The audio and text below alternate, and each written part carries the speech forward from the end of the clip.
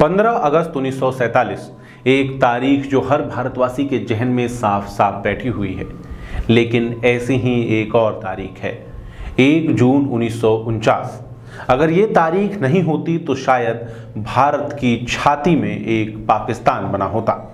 अगर ये तारीख नहीं होती तो भारत के हृदय प्रदेश में एक दूसरा देश पल रहा होता। और ये सब होता इसलिए क्योंकि भोपाल आज़ादी के बाद भी आज़ाद नहीं हो पाया था, क्योंकि भोपाल को आज़ाद करने में साल भर से ज़्यादा का वक्त और लग गया। और ये सब हुआ एक ऐसी रियासत के कारण जिसे रानी लक्ष्मीबाई ने चिट्ठी लिखकर कहा था कि अंग्रेजों से निपटने के बाद मैं सबसे पहले तुमसे निपटूंगी। नमस्कार, मैं सौरभ कुमार, आप देख रहे हैं आयुध। हम बात कर रहे हैं भोपाल के विलीनीकरण की और हमारे आज के इस वीडियो में हम भोपाल के नवाब खानदान और भोपाल विलीनीकरण आंदोलन के बारे में बात करेंगे।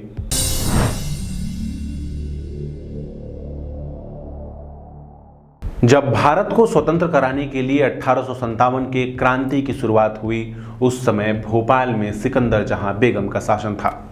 1857 की क्रांति में मध्य भारत का क्षेत्र महत्वपूर्ण था, क्योंकि एक तरफ जहां बुंदेलखंड और सागर के योद्धा अपनी जान की बाजी लगाकर भारत को स्वतंत्र कराना चाहते थे, वहीं झांसी की रानी लक्ष्मीबाई के भी क्षेत्र नजदीक पड़ता था और साथ ही तात्या टोपी के लिए भी ये क्षेत्र बड़े समय तक उनका केंद्र रहा था। ऐसे में क्रांतिकारियों की बड़ी मूवमेंट इसी क्षेत्र में होती थी। ऐसे में सिकंदर जहां बेगम ने अंग्रेजों के साथ हाथ मिलाया। सिकंदर जहां बेगम ने अंग्रेजों को सुरक्षा उपलब्ध करवाने की काम किया और साथ ही क्रांतिकारियों की आर्थिक रूप से कमर तोड़ने का भी फैसला लिया। एक चिट्ठी मिलती है सिकंदर जहां बेगम की, जिस चिट्ठी में सिकंदर जहां बेगम ने भोपाल रियासत के किसानों, व्यापारियों, नागरिकों, पुलिस के अधिकारियों और अपने जवानों को साफ साफ निर्देश दिया था कि जो अंग्रेज यहाँ से निकलना चाहते हैं उन्हें सुरक्षित रूप से होशंगाबाद पहुँचाया जाए और साथ ही क्रांतिकारियों को किसी भी स्थिति में ना रुपया, ना पैसा, ना रसद उपलब्ध करवाई जाए।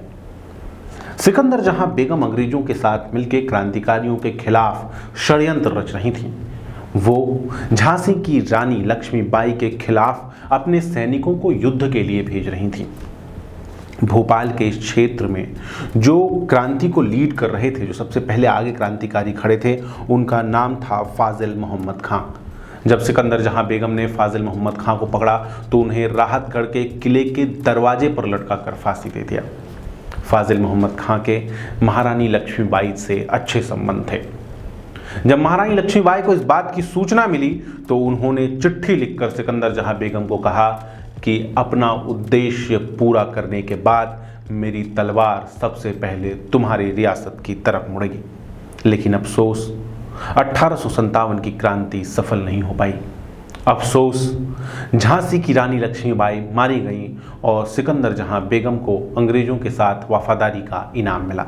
28 अक्टूबर 1868 को सिकंदर जहां बेगम की मौत हो गई और उसके बाद 16 नवंबर को शाहजहां बेगम ने भोपाल का शासन संभाला। इनका भी काम कुछ बहुत ज़्यादा अलग नहीं था। शाहजहां बेगम के दौरान भी भोपाल में बड़ी संख्या में हिंदुओं का धर्म परिवर्तन किया गया। ऐसी स्थिति बना दी गई थी जहां पे हिंदू समाज के लोग सर उठाकर रह नहीं सकते थे। लेकिन इस समय कोई बड़ी क्रांति, कोई बड़ा युद्ध नहीं हुआ। लेकिन इस दौरान लोगों में समाज के प्रति भाव का जागरण हुआ। इस दौरान आर्य समाज 1890 में आर्य समाज की स्थापना भोपाल में हुई। उस समय ये मित्र सभा के नाम से स्थापित हुआ था। आर्य समाज ने गांव-गांव जाकर लोगों से बात करके उनके अंदर राष्ट्र प्रेम का भाव जगाने की कोशिश की।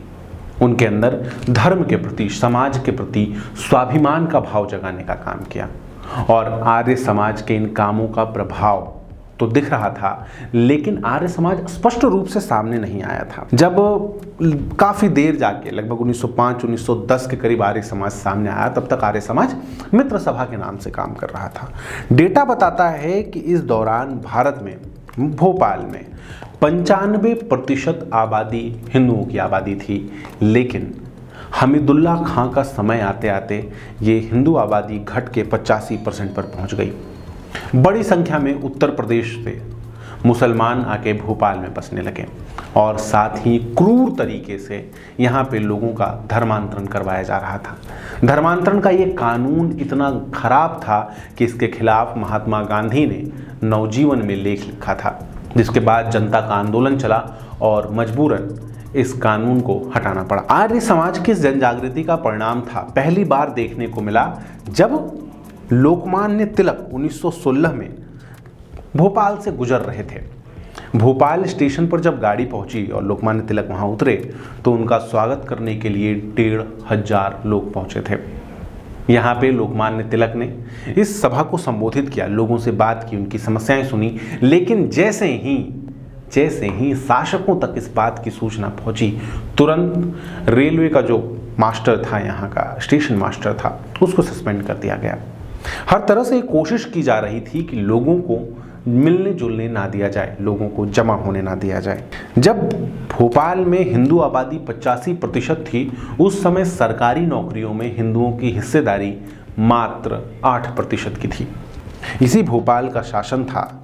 यहाँ पे जब इस बात की होने लगी कि भारत अब स्वतंत्र होने वाला है, जब जगह जगह डेमोक्रेसी की, लोकतंत्र की मांग उठने लगी, तो भोपाल के शासक हमीदुल्लाह खान ने एक षड्यंत्र रचा।